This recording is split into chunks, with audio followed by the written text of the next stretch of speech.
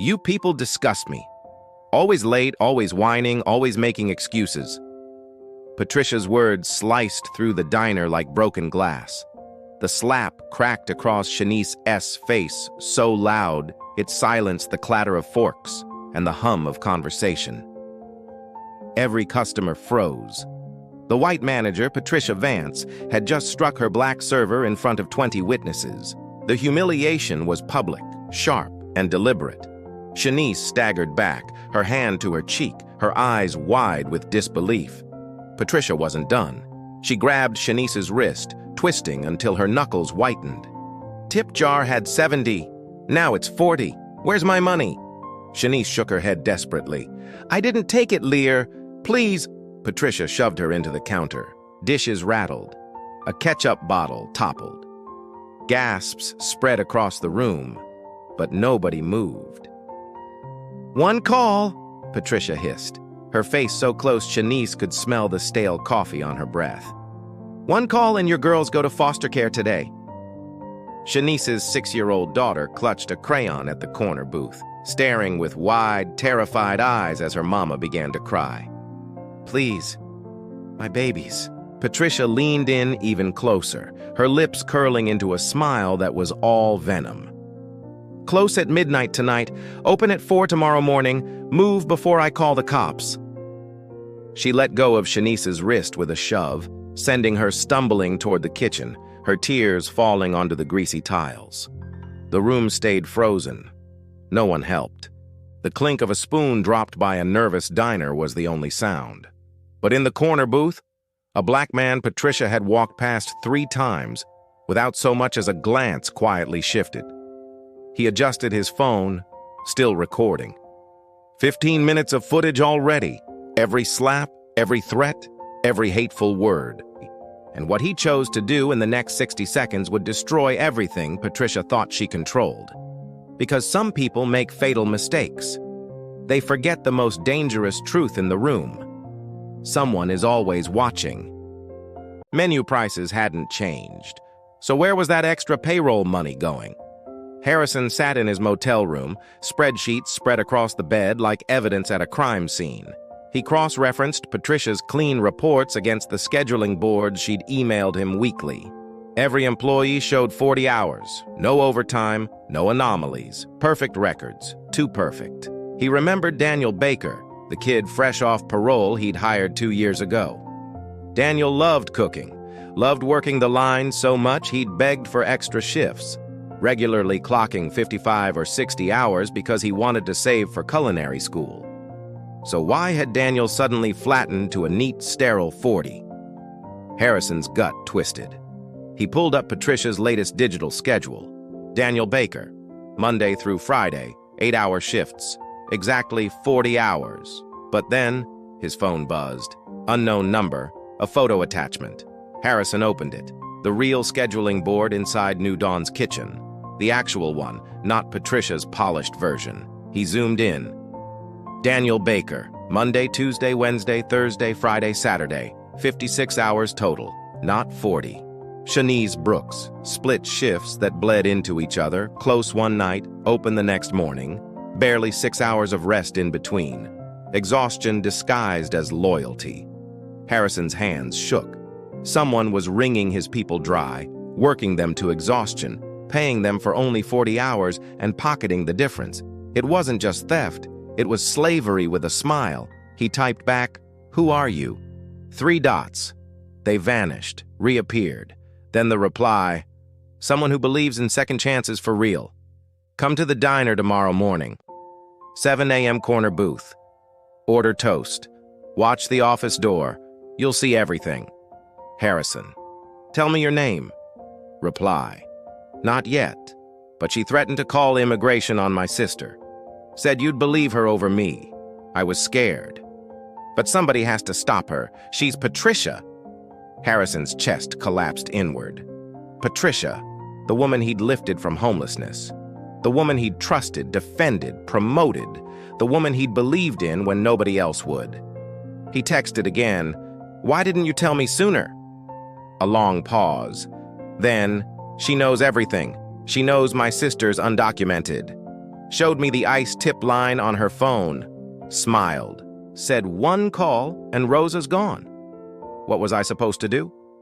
Harrison's eyes burned. He typed again. What's your name? But the number was already disconnected. He checked the clock. 11:49 p.m. In just over 7 hours, he would walk into his own diner disguised as a stranger. From his bag, he pulled a faded Detroit Tigers cap, an old jacket with a coffee stain, prescription sunglasses he never wore. Disguise enough to make him invisible. A final buzz, different number, new message. Thank you for coming home, Mr. Turner. They need you here. Harrison typed back. Who is this? No response. Sleep didn't come. Every time his eyes closed, he saw his mother in that hospital bed, her frail hand gripping his. Feed people with dignity, baby. Promise me. At dawn, he touched the worn recipe card by his nightstand, her handwriting blurred by tears he hadn't noticed. Tomorrow would test that promise. If his diner had become a nightmare while he chased ovations in Europe, then God help whoever had poisoned her legacy. At 6:58 a.m., Harrison Turner pushed open the door to New Dawn Diner. Baseball cap pulled low, sunglasses, stained jacket. The bell above the door chimed, a sound that used to mean home, now heavy with dread. The diner buzzed with life. Construction workers at the window, nurses in scrubs, commuters hunched over coffee. The familiar smells hit him, bacon, coffee, grease, toast, but something essential was missing. Cinnamon, his mother's French toast. He slid into the corner booth, vinyl squeaking under his weight. From here, he had a perfect line of sight to Patricia's office door. A server approached. Shanice Brooks.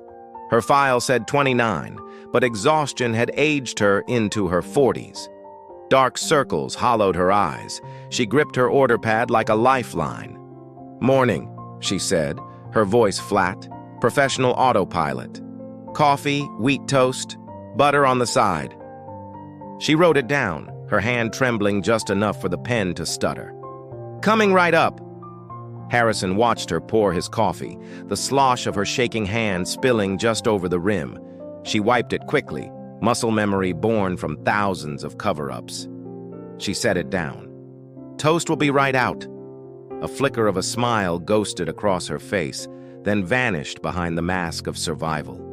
The ticket printer buzzed in the kitchen, orders stacked, the morning rush building. Then Patricia appeared. Navy blazer, white blouse, hair pulled into a severe bun, clipboard in hand, eyes sweeping the room like a hawk. Her gaze skimmed over Harrison without stopping. To her, he was nobody, just another customer. Shanice, office, now. Shanice froze, shoulders tight. Yes, ma'am. The office door swung half shut. Harrison leaned. Through the gap, he watched Patricia sit, Shanice standing small, diminished. You're closing at 11 tonight and opening at 4 tomorrow morning, Patricia said sweetly. And Shanice, your daughter's school called again. Lunch money, 3 weeks unpaid. Shanice's shoulders folded inward, words too soft to catch. Patricia leaned forward, syrupy as poison. Maybe if you managed your time better, you wouldn't have these problems. I'm docking 2 hours from yesterday. And if I hear one more complaint from that school, well, maybe this job doesn't fit someone like you. Harrison froze, coffee mug suspended midair. He saw the moment Shanice's spirit cracked. Yes, ma'am, she whispered. 2 words, defeat in its purest form. That whisper shattered him. That was his mother's promise, broken in front of his eyes. Patricia patted Shanice's shoulder like a benevolent queen. You do appreciate your second chance, don't you? Yes, ma'am. Good. Back to work. Shanice walked out, her eyes red but dry. She had learned not to cry where Patricia could see. Harrison's fists tightened around his mug. This was the rot. This was the nightmare. And it was happening in the diner that bore his mother's name. The time clock shows 40 hours, Daniel. Are you saying the time clock is wrong? Patricia's voice was honeyed danger. No, ma'am. Daniel's voice trembled, too loud in the small office.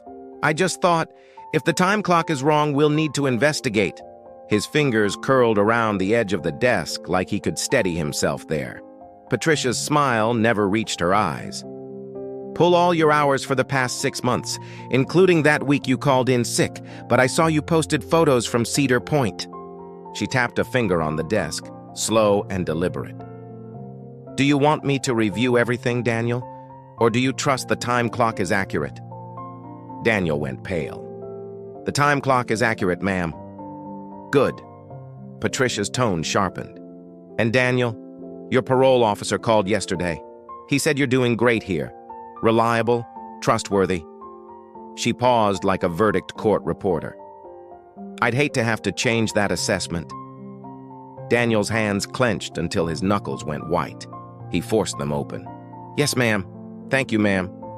He turned and left, each step away a small, imperfect victory over the panic that tried to take him. Harrison watched from the booth, bile rising. This wasn't just petty theft. It was a prison built with paper and fear, parole officers, child services, immigration threats. Patricia held their pasts like keys and used them to lock every door. The bell over the door chimed.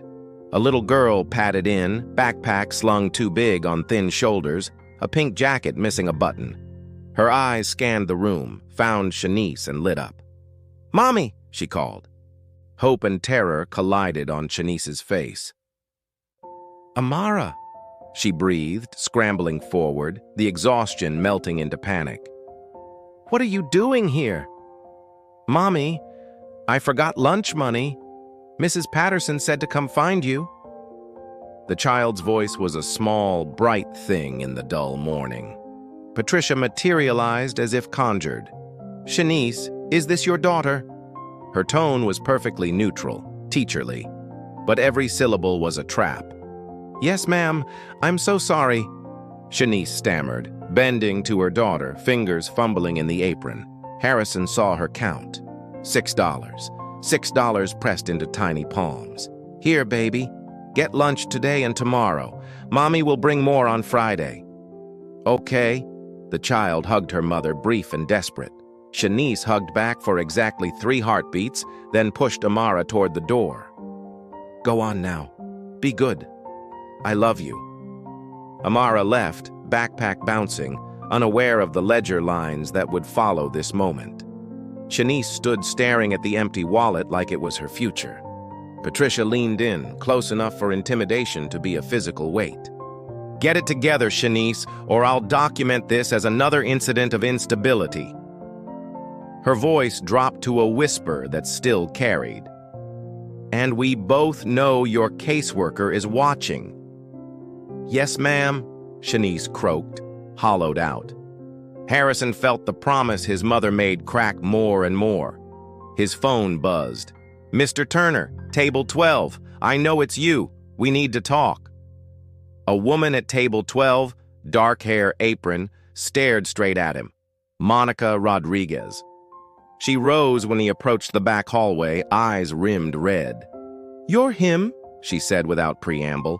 "You're Harrison Turner." "How did you know?" he asked. "I've seen your face on the posters, and you've been sitting there a long time." Her hands shook as she spoke. "I couldn't use my name before. She threatened me. She threatened my sister." Monica's voice folded into a quiet confession. "Rosa lives with me. She's undocumented." Patricia pulled up the ice tip line on her phone and smiled.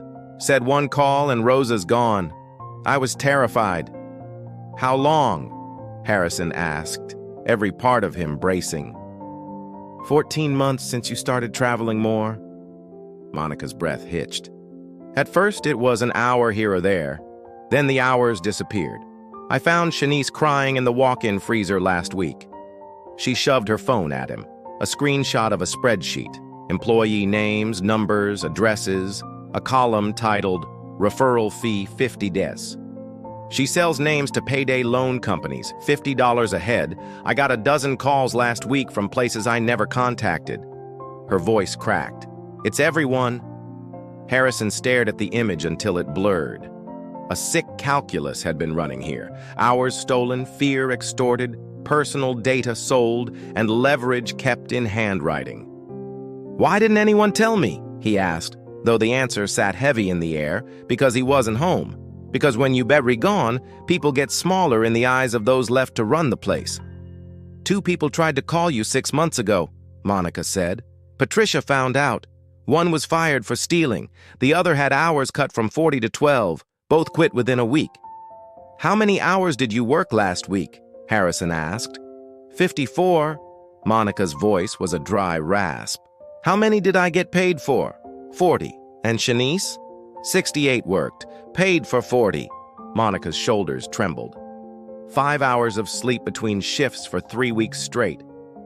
Her hands found Harrison's and pressed the small copied key into his palm. "I made a copy of her desk key 6 months ago. Been too scared to use it. Bottom drawer, 2 sets of time cards. Ledger, tonight, after close, I'll let you in." Shanice emerged from the bathroom and caught sight of them. Her eyes widened, and for a moment something like hope flared. Monica grabbed Harrison's arm. "Go now, before Patricia sees." Harrison moved through the diner as if wading through syrup. Patricia didn't look up from the register. She barely acknowledged him. Outside, the day felt ordinary, sunlight and traffic like an accomplice to denial. Harrison sat in his car for 10 minutes, the recipe card on the dashboard like a talisman. Feed people with dignity. He had failed that promise by being absent. Now, he would try to repair it. The diner closed at 11. Harrison waited, breath shallow, counting the minutes until his phone buzzed at 11:43 p.m. Monica's text. "Back door now." He crept to the alley. The overhead light had been dead for months. Shadows pooled black and deep. Monica stood by the emergency exit, the door propped with a brick. "We got maybe 30 minutes before the overnight crew," she whispered. "Hurry!" Inside, the kitchen smelled like old coffee and sorrow. Monica led him to the locked office. The copied key fit. The bottom drawer yielded 2 neat stacks of time cards, one set immaculate and official, the other scrawled and real. Harrison laid them side by side like 2 truths that could not both be true. Shanice Brooks, payroll 40, actual 68. Monica Rodriguez, payroll 40, actual 54. Daniel Baker, payroll 40, actual 52. Card after card, theft after theft. 20, 30 hours per person per week, slipping into an invisible ledger. Harrison's hands shook as he photographed every page. Monica reached deeper and pulled out a black composition notebook bound with a rubber band. Harrison opened it. Patricia S. cramped handwriting cataloged every exploit like someone proud of her cruelty. Week of March through 9. Shanice Brooks, 68 hours 40 paid. Profit $420. Leverage, bench warrant, parking tickets, caseworker monitoring custody. Monica Rodriguez, 54 to 40. Profit $294. Leverage, Sister Rosa undocumented. Daniel Baker, 52 to 40. Profit $240. Leverage, parole officer. His stomach turned. 18 months of entries, every week a robbery, every entry a methodical application of fear. Monica found a folder stamped CYA, cover your ass, and inside, forged employee signatures, backdated complaints, fabricated incidents to justify disciplinary action. This was beyond petty theft. It was a machine, a system that monetized shame and used power to erase dignity. Harrison felt the cold clarity of what had to happen next. He had proof. He had a ledger, forged documents, the broken bodies of his people cataloged in ink. Tonight he would collect evidence. Tomorrow he would make Patricia live inside the room she'd built for everyone else. He looked at Monica. "We get this to the authorities?" he asked, but the word authorities felt fragile. Outside, the city slept. Inside the diner, a legacy trembled on the edge of collapse. Harrison's jaw set. "First, we get everyone safe, then we take her down." Monica nodded, eyes wet but steady. "I'm done being scared. Harrison tucked the notebook under his jacket and zipped the drawer closed. In the alley, the night air bit into his face like a warning. 18 months of silence had to end tonight. The ledger would be the first step in rebuilding dignity. Patricia would soon learn that when you prey on people's deepest fears, you build your empire on the quicksand of exposure. At the bottom of the folder lay a document that made Harrison's blood run cold. A draft complaint. Sexual harassment allegation against him. Dated 2 weeks ago. Forged signature. Shanice Brooks. Patricia hadn't just been stealing money. She'd have been preparing to destroy him if the truth ever surfaced. A nuclear option. Harrison photographed every page, every document, every forged signature, every ledger entry. "There's something else," Monica whispered. She turned to Patricia's computer. Her hands didn't shake this time. "How do you know the password?" Harrison asked. "I watched her type it once," Monica said simply. The screen lit up. Vendor contracts. Altered. Patricia had downgraded suppliers, but still billed Harrison for premium ingredients. The French toast recipe, the same one his mother had written on that faded yellow card, had been gutted. Real challah swapped for white bread. Butter swapped for margarine. She pocketed the difference. $340 a month stolen from the heart of his mother's legacy. Monica clicked open another folder. A spreadsheet filled the screen. Employee names, phone numbers, addresses, even social security numbers. Column header, referral fee. Patricia had been selling her employees' data to payday loan companies, $50 a head, exploiting the very people Harrison had promised to protect. Harrison's phone alarm buzzed, 12:14 a.m. "We need to go," Monica said. He took one last photo, then carefully returned everything as he had found it. Locked the drawer, shut down the computer. Together, they slipped out the back into the freezing night air. "What are you going to do?" Monica asked. Harrison's voice was steady, calm, but his hands were trembling. "Tomorrow, 7 a.m., no disguise, no hiding, staff meeting in front of everyone." "You're going to confront her in public?"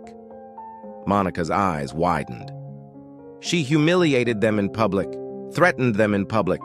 She'll answer in public." For the first time in months, Monica smiled. "I'll be there."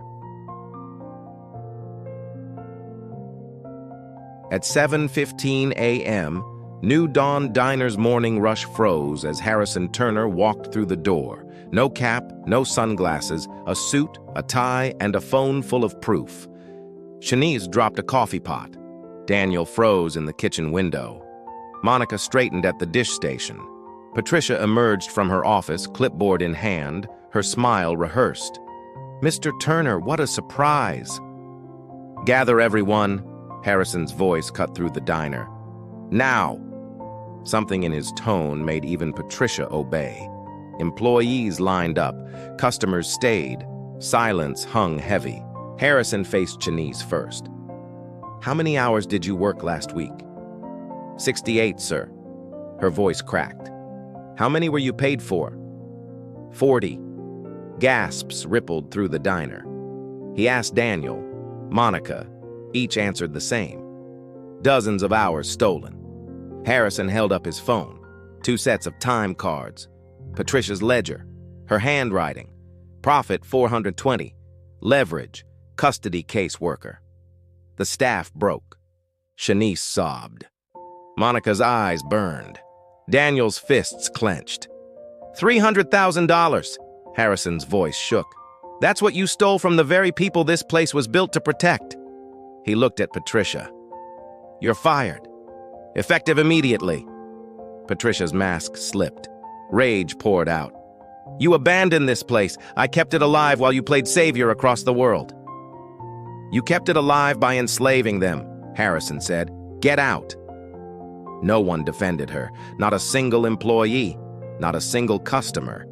Patricia left with no power, no dignity, no control. Hours later, Harrison sat with Shanice, Monica, and Daniel. Checks slid across the desk. every stolen dollar plus interest repaid. Shanice cried differently this time. Monica pressed hers to her chest. Daniel sat in silence, unable to speak. "This is just the start," Harrison said. "We're rebuilding. Together. Worker cooperative, employee council, transparency. No more ghosts, no more fear. And the recipe, my mama's recipe, comes back." He laid the card on the desk. "Feed people with dignity." Shanice touched it gently. "We'll honor it, I promise." For the first time since Berlin, Amsterdam, Frankfurt, for the first time since losing his mother, Harrison believed her.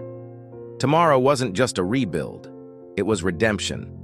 For the first time in 18 months, Shanice Brooks wasn't afraid.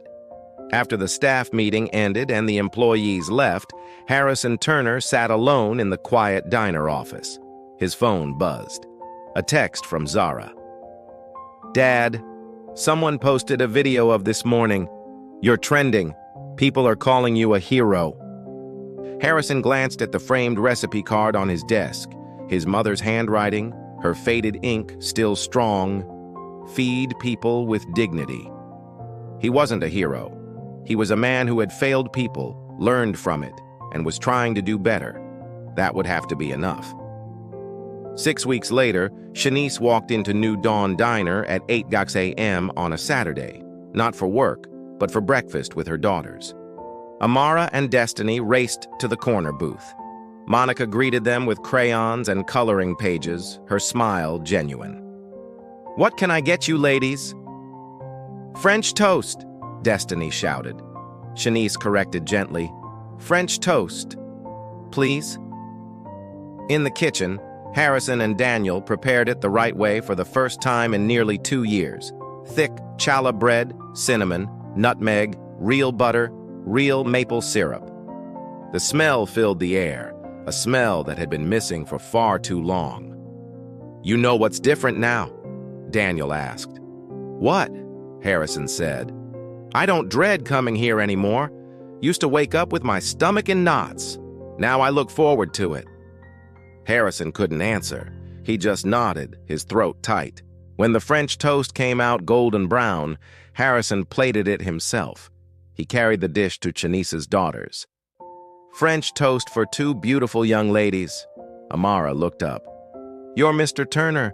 Mommy says you're the reason she smiles now." Harrison's voice cracked. "Your mom's the reason this place is still standing." Shanice's eyes shone with tears. She mouthed, "Thank you."